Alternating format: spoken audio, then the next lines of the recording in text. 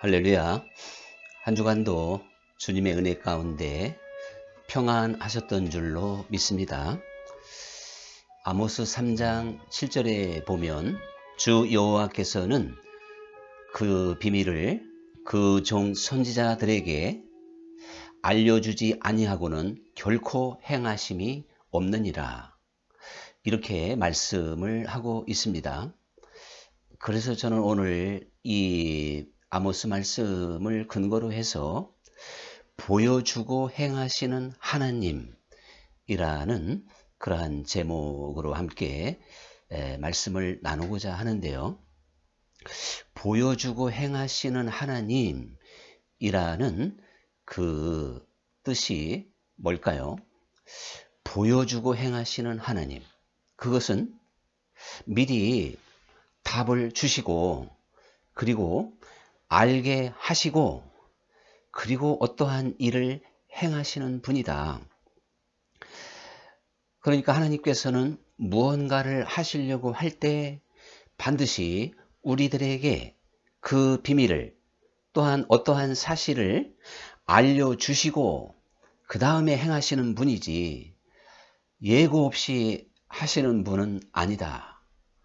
이제 이러한 뜻이 됩니다. 여기까지만 말씀을 드리면 아마 상당히 의구심을 가질 수밖에 없을 것입니다. 그러나 우리가 성경 전체를 면밀하게 살펴본다면 과연 하나님께서는 성경의 곳곳마다 처음부터 마지막까지 모두 다 사실은 예고하시고 알려주시고 그리고 알게 하시고 그 다음에 일을 행하셨던 하나님이라고 하는 것을 우리가 쉽게 찾아볼 수가 있습니다. 그래서 에덴 동산에 선악과를 만들어 놓으시고 아담과 하와에게 너희가 저 선악과를 먹으면 정령 죽을 것이다 알려줬죠. 그리고 노아에게 이제 큰 비로 인하여 이 세상을 멸할 것이다 라고 또한 알려주시게 됐습니다.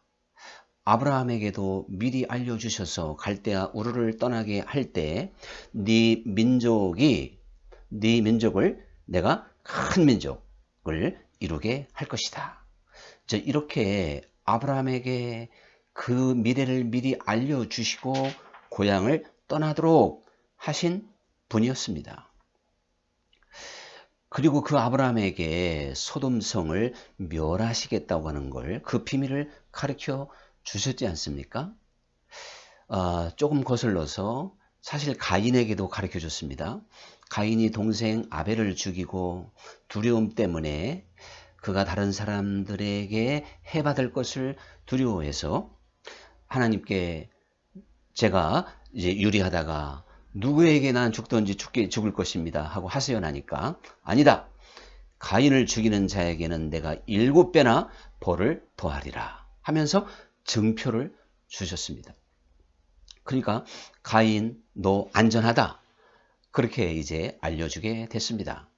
그 당시에 아벨과 가인밖에 없는데 어떻게 다른 사람이 어디 있느냐? 그것은 우리가 신학적인 복잡한 논쟁이니까 그러한 이야기는 여기서 논외로 하기로 하고요. 그런가 하면 오늘 아모스 선지자는 남유다의 사람인데 북이스라엘의 멸망을 예언한 선지자입니다. 이 남유다 사람이 북이스라엘의 멸망을 예언하니까 북이스라엘 사람들이 그것을 잘 받아들이지 않고 사실 말이 안 되죠. 북이스라엘도 선지자가 있는데 왜 하필이면 남유다 사람 그리고 목자 출신에 불과한 그 초라한 너에게 하나님의 말씀이 임했겠느냐. 이제 이렇게 만만치 않은 반발이 있었던 겁니다. 그러니까 바로 아모스가 오늘의 말씀 주 여호와께서는 그 비밀을 그 종 선지자들에게 말씀하지 않으시고 행하는 법이 없느니라. 이래서 자기에게 임한 그 말씀이 사실이고 즉 북이스라엘의 멸망을 예언했거든요. 그리고 이 아모스가 예언하고 불과 40여 년 후에 실제 이 북이스라엘이 BC 722년에 아수르에 의해서 멸망을 하게 됩니다. 이 아모스는 아수르에 의하여 멸망할 것까지 사실은 예언하게 되었던 것이거든요. 이렇게 아모스뿐만 아니라 우리가 뭐 에레미야가 됐던 엘리사, 엘리야 아니면 사무엘 아니면 모든 선지자들의 역할이 무엇이냐면 그 사사들도 마찬가지고 하나님의 어떠한 비밀을 그 백성들에게 가르쳐 주었던 것입니다. 그것은 대부분 어떠한 경고, 그들이 불순종했을 때 그들에 대한 하나님의 심판, 이것은 반드시 하나님이 먼저 예언자들을 통해서 말씀하시고 그 다음에 일을 행하셨지, 아무런 예고 없이 일방적으로 하나님이 행하셨던 기록 자체가 전혀 없습니다. 심지어는 이방 땅 니느웨 성에도 하나님이 예고하고 있지 않습니까? 이처럼 하나님은 사실 미리 예고하시고 미리 알려주시고 행하시는 분이라고 하는 것을 많은 선지자, 대선지서나 소선지서를 통해서 우리가 분명하게 확인해 볼 수 있는 내용이 됩니다. 그런가 하면 성경에는 메시아의 탄생이 또 예언이 되어 있잖아요. 그래서 구세주의 탄생, 타락한 우리 인류를 구원하기 위한 메시아의 탄생이 예고되어져 있습니다. 그래서 동방박사가 헤롯 왕을 찾아갔을 때 대제사장들과 서기관들이 바로 미가 5장 2절의 말씀을 인용하며 그 베들레헴 땅으로 가라고 가르쳐주게 됐습니다. 과연 동방박사들은 그 베들레헴에서 아기 예수님을 만났던 걸 우리가 잘 알고 있습니다. 그러니까 주님의 탄생이 성경에 미리 예언이 되어져 있었고, 그 주님께서는 우리 인생들을 위하여 대속의 죽음을 죽으실 것을 또 미리 알려주었습니다. 당시 예수님을 따르던 그 제자들은 도무지 그 예수님의 말씀이 마음에 안 들었지만 예수님의 말씀은 힘없이 잡혀서 죽게 된다고 하는 것을 그들에게 미리 알려주셨습니다. 그리고 희망적으로 다시 사흘 만에 내가 죽은 자 가운데서 살아날 것이다. 다시 살아날 것을 예고하셨는데, 미리 알려주셨는데 믿음 없는 제자들이 사실 예수님의 그 말씀을 믿지를 못했던 것도 사실이었습니다. 그리고 다시 살아나신 예수님이 하늘로 승천할 것을 그 제자들에게 알려주셨었고, 그리고 승천하신 예수님은 너희가 몇 날이 못 되어 성령, 내가 너희에게 보내는 보혜사 성령을 받게 될 것이다 해서 과연 열흘이 지난 다음에 오순절 마가다락방에 성령의 강림이 있었습니다. 그리고 예수님은 이제 마지막 사실 재림까지 다시 오신다. 너희 본 모습 그대로 내가 저 하늘에서 이제 마지막 대심판으로 예수님이 재림하신다는 말씀도 성경에 미리 예고되어져 있습니다. 항상 성경의 예언과 예고는 사실 그 목소리를 듣는 사람이 심히도 적었는데 예수님의 재림에 대하여서도 물음표를 던지고 믿지 않으려고 하는 풍조가 이 시대가 계속될수록 되어질 것이라고 또한 성경은 예언하고 있는 걸 알 수가 있습니다. 이처럼 우리 주님께서 탄생과 또 마지막 재림, 자, 여기까지 그 날과 그 시를 알려주지 않았을 뿐이지 주님이 다시 재림하신다고 하는 걸 정상적인 그리스도인들이라면 모두 다 알고 있고 그것을 또한 믿어야 되는 것이죠. 그러면 왜 하나님은 그 비밀을 미리 이렇게 알려주고 행하실까? 왜 미리 답을 주실까? 이게 이제 사실은 중요한 겁니다. 이것을 한마디로 말한다면 바로 우리들에게 믿음을 갖게 하기 위함이다. 이렇게 설명해 볼 수가 있습니다. 이게 무슨 이야기냐면 믿음이라고 하는 것은 들음에서 난다고 그랬죠. 그러니까 하나님 나라에서는 믿음이 정말 너무나도 중요한 것인데 이 영적 세계와 하나님 나라에 있는 이 믿음은요. 누구 말대로 눈감 땡감 믿는 게 아닙니다. 그냥 덮어놓고 믿는 것도 아닙니다.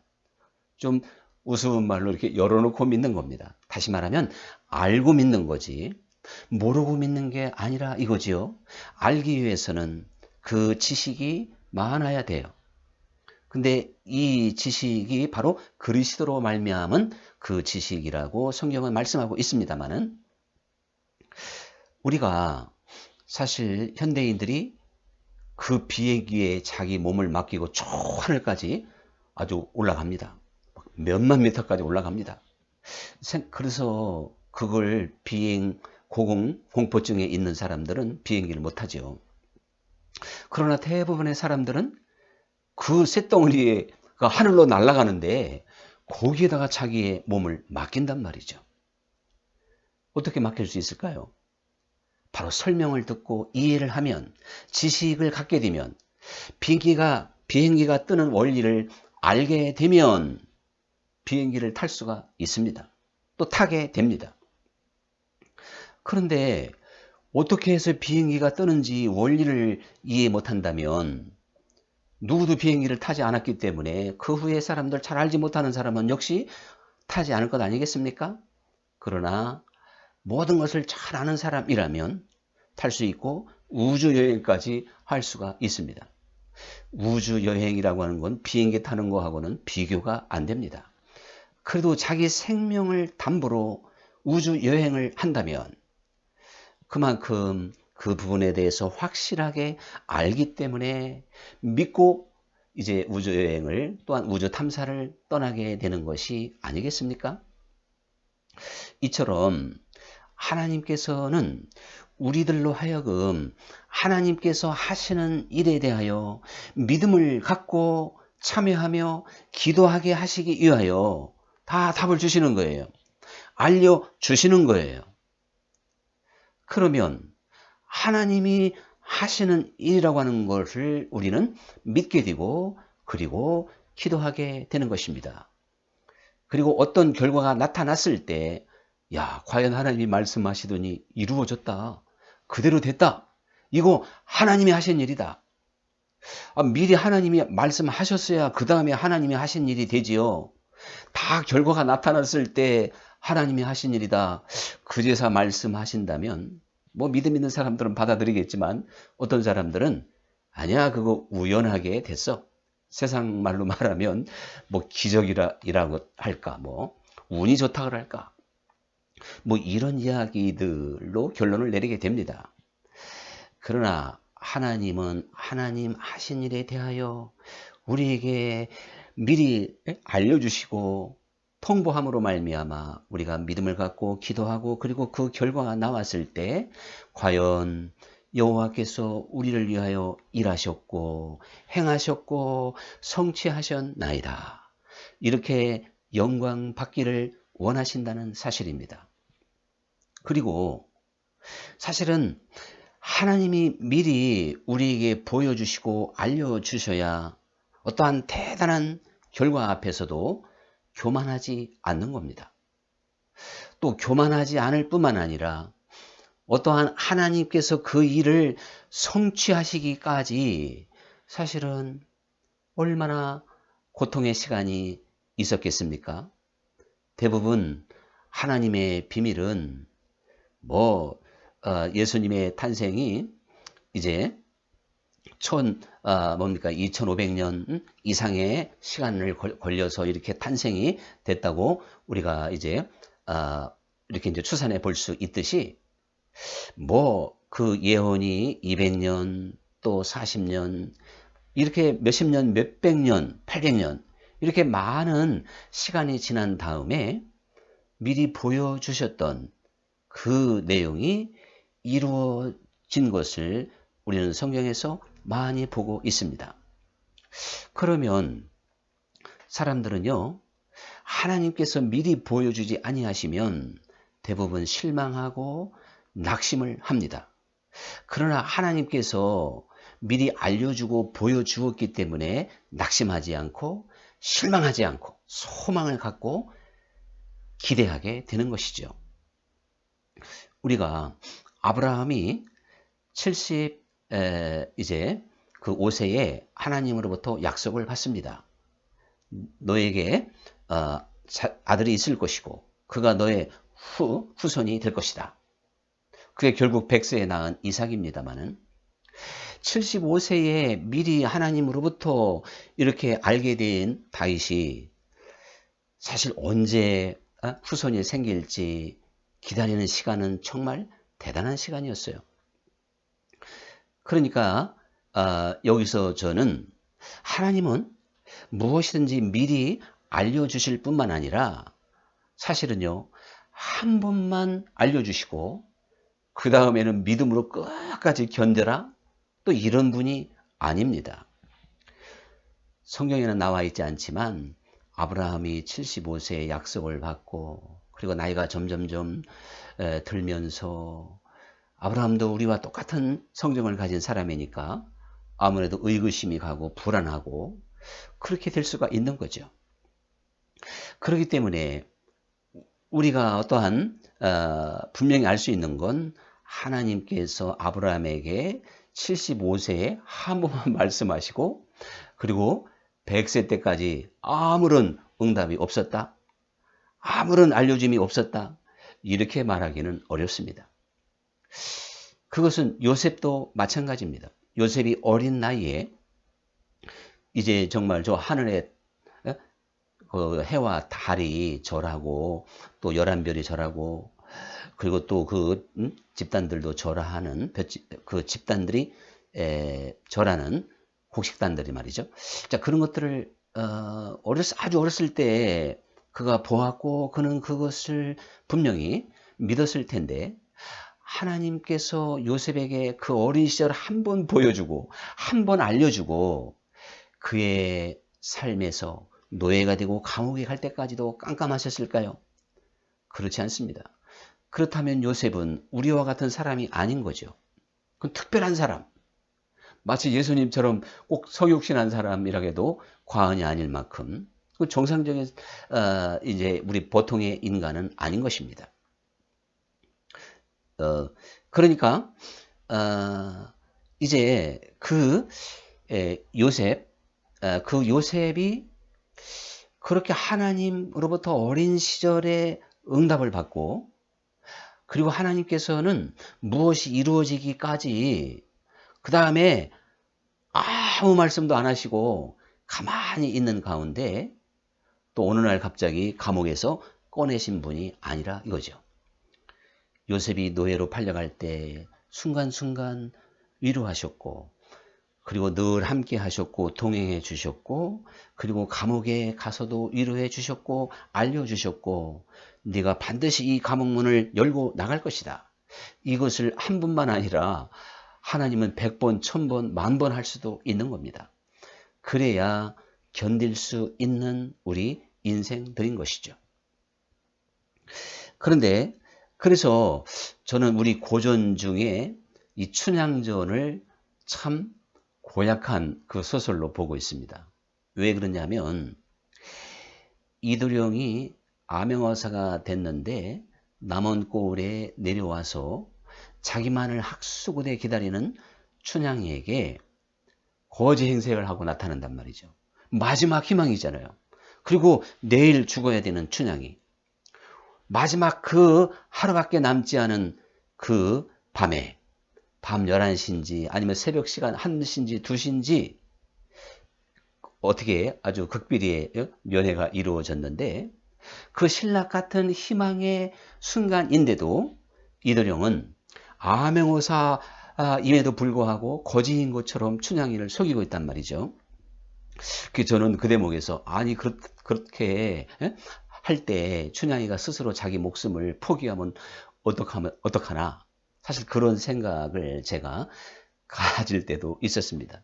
오늘 이 이야기를 하다 보니까 그런데 하나님을 잘 알고 하나님의 세계를 이해한 크리스찬 작가가 만약에 글을 썼다면 그렇게 하지 않았을 거예요. 이도령이 이제 장원급제하고 암행어사가 되자마자 방자를 불러서 방자야 너 이 천리마를 타고 그리고 급히 저 남은 꼴로 달려가라. 중간에 물도 먹이지 말고 밥도 먹이지 말고 그리고 이 천리마가 쓰러지면 바로 다른 말을 바꿔 타고라도 너도 잠도 자지 말고 계속 내려가서 춘향이에게 내가 암행어사가 되고 남은 꼴에 갈 것을 통보해 주어라. 이게 하나님의 심정입니다. 춘향이의 사정이 그렇게 다급하단 말이에요. 이처럼 우리 인생들은 연약하기 때문에 이 땅에서 어떠한 환난과 연단과 어떠한 문제 앞에 사실 우리는 약해질 수밖에 없는 존재예요. 그러나 주님께서 그것을 가르쳐 주시면 내가 그 가운데서 너를 승리하게 하리라. 내가 너를 도와주리라. 이것을 주님께서 우리로 하여금 믿을 수 있게 해 주신다면 우리는 어떠한 연단과 고난 가운데에서도 넉넉히 이기고 나아갈 수가 있는 거죠. 그렇지 않겠습니까? 그래서 하나님께서 우리에게 어떠한 하나님의 계획을 미리 알려주시는 것은 우리로 하여금 그 모든 것들을 낙심하지 않고 강하고 담대하게 이기고 나아갈 수 있도록 하시는 하나님의 섭리가 있다는 사실이죠. 하나님께서 미리 이것을 내게 가르쳐 주셨지. 그리고 하나님은 이 연단 가운데서 이 환난 가운데서 나로 하여금 승리한다고 하셨지.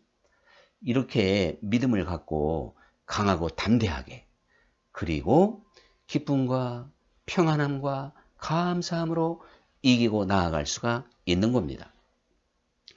제가 지난해도 말씀드렸습니다만 그 사실 기적을 한번 체험한다고 하는 건 우리가 마치 죽을 병에 걸린 사람이 극적으로 치료받으면 그게 기적이죠. 그와 마찬가지예요. 하나의 기적을 체험하기 위해서는 엄청난 터널을 통과해야 됩니다. 사망의 음침한 골짜기에서 견디다가 극적으로 구출받는 것이 기적인데 저는 그런 기적을 정말 수없이 많이 체험하면서 15가지로 정리한 가운데 그렇지 않은 부분도 있겠지만 대부분의 연속이죠. 그러한 시간 속에서 하나님께서 지켜주시고 미리 알려주셨기 때문에 보여주셨기 때문에 저로 하여금 확신할 수 있도록 해주셨기 때문에 제가 지금 염색을 하지 않은 자연 그 머리라고 말씀을 드리고 있지 않습니까?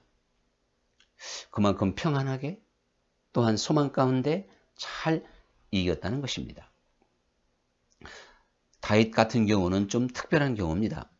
다윗이 우리아의 아내를 범하고 또 우리아를 햇사람들 손에 넘겨서 죽게 했습니다. 그런데 다윗이 뒤늦게 그것을 깨닫고 정말 침상이 썩을 만큼의 간절한 그 회개를 했을 때 하나님이 그를 용서하셨죠. 그러나 이제 하나님은 비록 다윗을 용서하셨지만 그 이후에 다윗이 자기가 범죄한 것보다 10배, 100배의 보응을 받게 됩니다.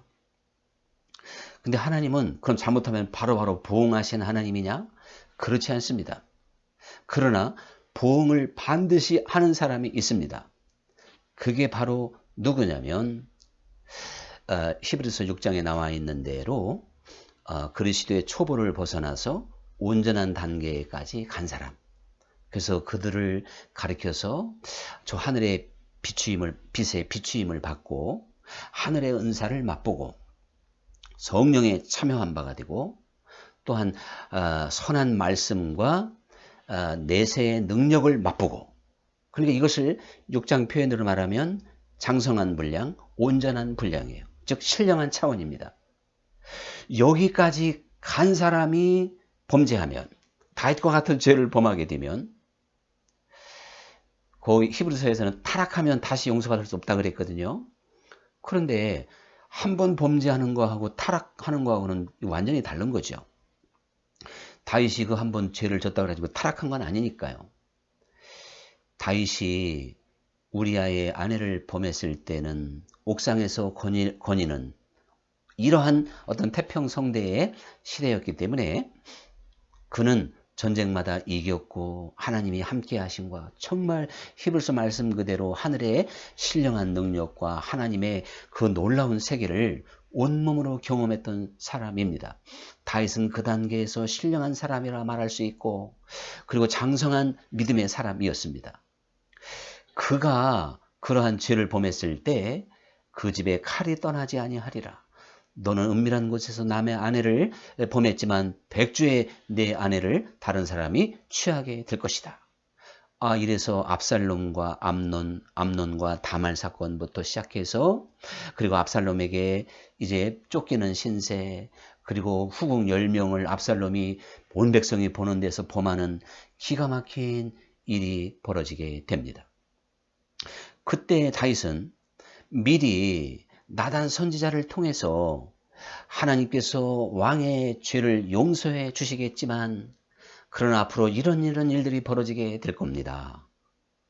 그렇게 예언한 것이 기억이 나는 겁니다. 그래서 그것을 달게 받았어요. 그때 주님이 그렇게 말씀하시더니 진짜 그렇구나.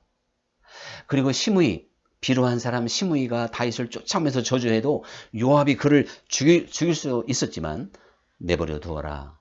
오늘날 저의 비루한 자의 그 저주를 내가 달게 받으면 여호와께서 나를 불쌍히 여길 줄 누가 알겠느냐.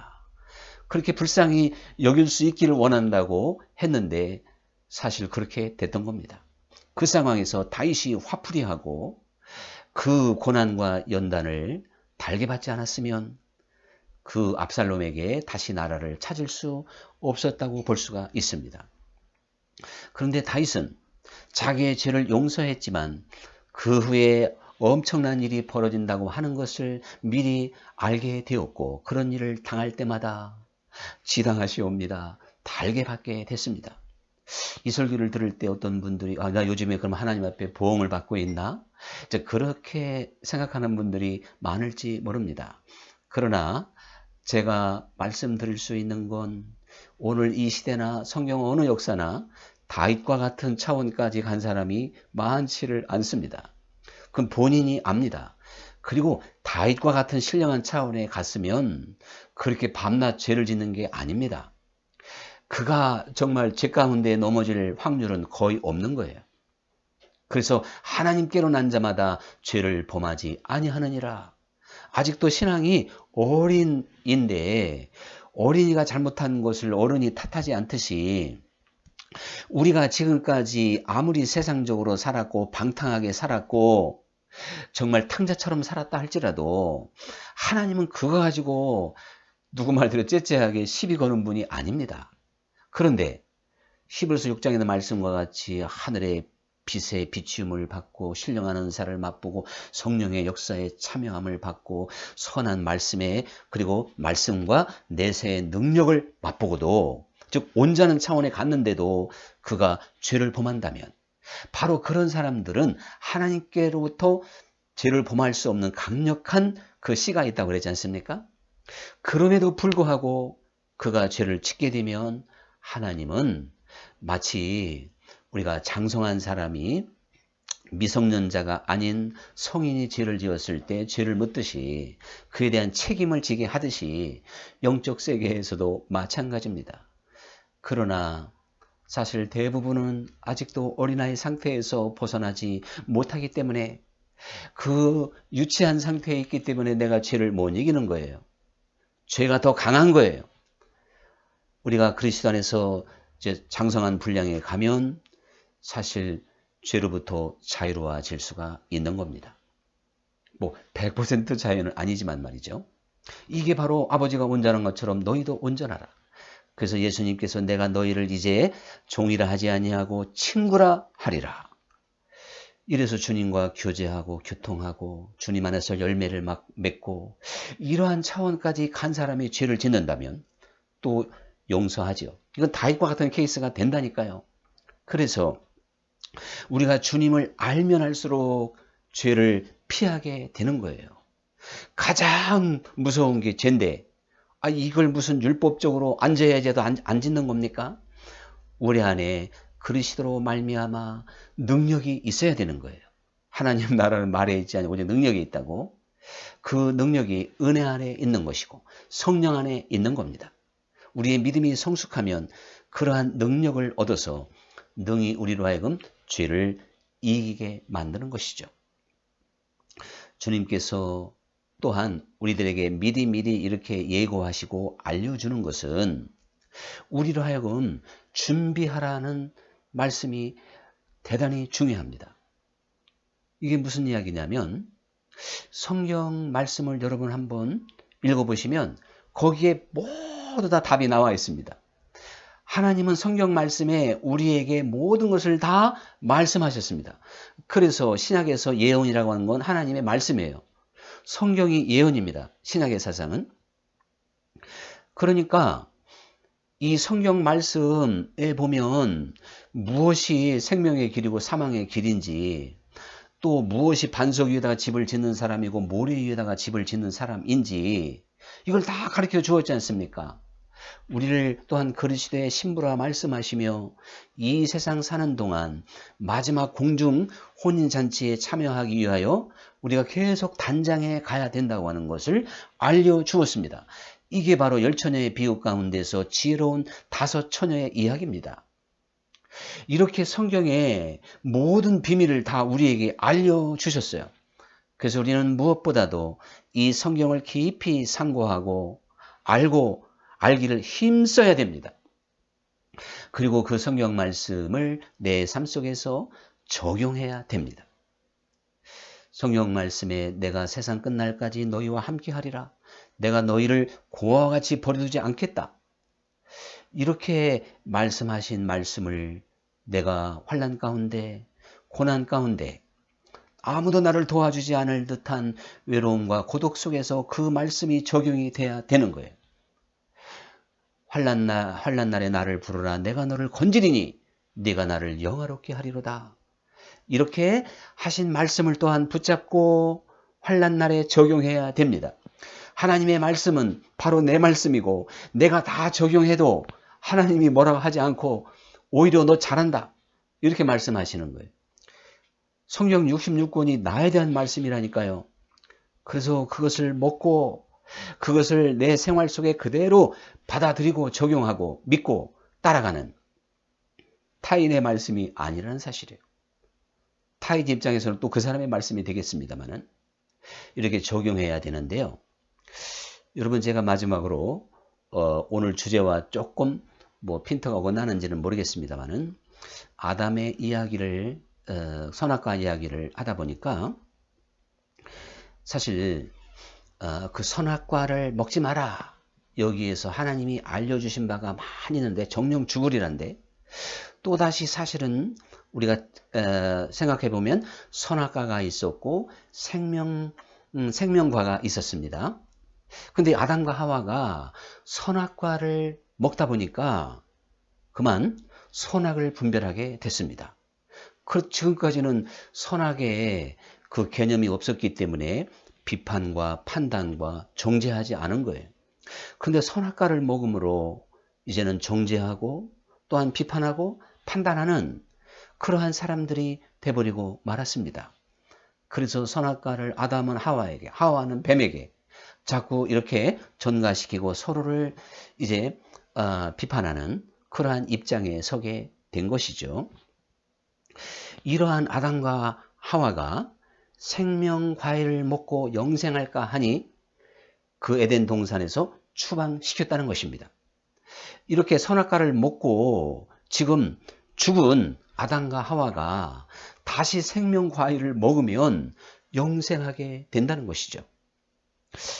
물론 여기서 이제 생명 과일은 예수 그리스도를 거기서도 그림자로 보여주고 있습니다만은 오늘 우리들이요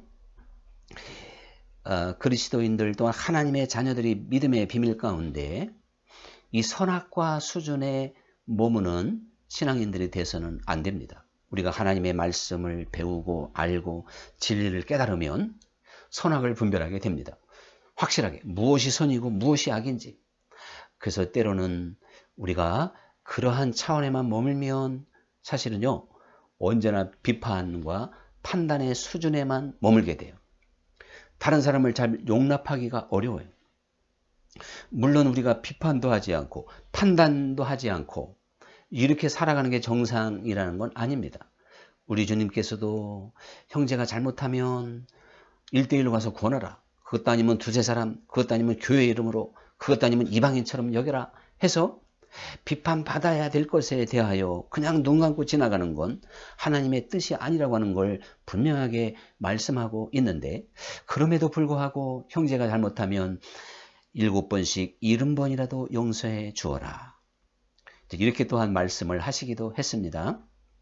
그러므로 우리는 이 아담이 선악과를 먹고도 생명과 나무를 먹으면 다시 살아나게 되었듯이, 우리는 선악과를 먹은 사실은 아담의 후손들로서 이 생명과를 또 먹을 수 있는, 아담이 먹지 못했던 그 생명과를 그리스도 안에서 바로 그리스도가 우리에게 주시는 겁니다. 그러므로 이 생명과는 비판과 정죄와 판단이 아닌 거예요. 치료와 회복과 용서와 사랑입니다. 그래서 우리가 형제가 잘못할 때 진정으로 사랑하는 사람이라면 그걸 공개적으로 얘기하지 않고 먼저 1대1로 조용히 권면한다는 뜻이 거기에 있는 거예요. 그래도 말 안 들면 그 사람을 정말 구원하기 위해서 두세 사람과 같이 가서, 그래도 안 되면 마지막으로 정말 교회의 이름으로, 공동체의 이름으로 권면하라는 것입니다. 그가 계속 그 죄를 범하고 있으면, 회개하지 않은 상태를 유지하면 그게 타락이니까요. 이제 우리는 길이요 진리요 생명이신 주 예수님을 믿는 하나님의 자녀들입니다. 우리는 선악과의 수준이 아닙니다. 우리는 생명나무의 수준에서 사랑과 긍휼과 자비로 다른 사람의 죄를 볼 수 있어야 됩니다. 그래서 이렇게 될 때만이 악을 악으로 갚지 않는 거예요. 대부분 율법적인 차원은 악을 악으로 갚는 거예요. 그럼 아직도 이게 율법의 단계죠, 그러니까. 그런데 성경 말씀은 악을 선으로 갚으라, 이렇게 말씀하셨죠. 악을 선으로 갚기 위해서는 생명나무를 먹은 그러한 능력이 있어야 됩니다. 이게 생명과의 열매입니다. 그런 능력인 거예요. 그래서 사실 우리가요, 스데반도 주여 저들이 하는 것을 알지 못하오니 저들의 죄를 용서하소서. 예수님도 마찬가지고요. 손양원 목사님은 원수를 또 양아들로 삼았듯이 원수가 줄이거든 먹을 것을 주고 목마를 때 마실 것을 주어라. 그래야면 하나님의 아들이 되리니. 주님께서 산상수훈에서 이렇게 말씀을 하기도 했는데, 이와 같은 역사는 생명나무의 역사입니다. 선악과는 비판과 정죄입니다. 서로 이거는 정말 악으로 악을 갚는 수준에 불과합니다. 우리는 내게 너무나도 잘못하는 사람, 우리는 비판하고 그들을 판단할 자격이 안 돼요. 공동묘지에 가면 사연이 없는 죽음이 없다는 말처럼 살인자라 할지라도 아무리 말도 안 되는 죄를 지었어도 그 사람이 왜 그 죄를 졌는지를 동기를 찾아보면 사실은 이해할 수 있는 대목이 많아요. 근본적인 건 그가 하나님을 알지 못하기 때문에 그런 겁니다. 하나님을 알지 못하는 사람은 아무리 세상적으로 고상하고 또한 정말 엘리트 중에 엘리트라 할지라도 어리석은 일을 많이 할 수 있고, 내 가슴을 후벼 팔 수도 있고, 내가 그냥 철천지 원수로 여길 수 있을 만큼 나한테 나쁜 짓을 할 수도 있습니다. 그러한 사실을 내가 보고 알 때 같이 분노하는 사람은 똑같은 사람이에요. 그를 불쌍히 여겨야 됩니다. 그리고 오히려 그를 위해서 기도해 주라는 거 아닙니까? 그리고 그가 그것을 받을 만한 그릇이 되면 좋겠거니와, 받지 못한다면 그 머리에다가 숯불을 쌓는 거랍니다. 실제 원수 갚는 비결이 거기에 있어요. 내가 갚으려고 하지 말고 하나님께 맡기십시오. 그리고 그를 위해서 기도해 주십시오. 사실은 불쌍한 겁니다. 하나님을 모르기 때문에 지금 아주 엄청난 그러한 잘못을 연속적으로 수많은 사람들이 짓고 있단 말이죠. 그러니 또 내게 악을 행하는 사람들은 다 그러한 사람들이에요. 하나님을 아는 사람이 형제를 괴롭힐 수 있을까요? 형제에게 잘못할 수 있을까요? 고의로? 그럴 수는 없습니다. 인간이기 때문에 실수할 수는 있는 거지만요. 그래서 내게 악을 행하고 내게 못된 짓을 하고, 여러분, 이런 사람들은 내가 싸울 상대가 아닙니다. 오히려 불쌍히 여기고 저들의 죄를 저들에게 돌리지 마옵소서 기도할 수 있는 생명나무의 차원이 있어야 됩니다. 이것이 선악과와 생명나무 에덴 동산에 있었던 이야기를 통하여 하나님께서 지금 우리에게 알려주시는 그러한 내용이 되기 때문에 오늘 함께 이 주제와 소개를 해보게 되었습니다. 여러분, 이제 하나님 말씀에 모든 것이 다 들어있고 내가 알고 싶은 거 다 들어있어요. 다 알려줬어요. 이미 하나님은. 말씀을 열심히 읽고 상고하고 배우고, 그리고 그 말씀에 순종하기 위하여 내 삶에 그대로 적용할 수 있는 우리 모두가 될 수 있기를 간절히 축원합니다. 기도하겠습니다. 감사하신 아버지 하나님, 보여주시고 행하시는 하나님이라는 사실을 오늘 창세기서부터 계시록까지 온통 그렇게 이제 확인이 될 수 있다고 하는 것을 우리가 생각해 보았습니다.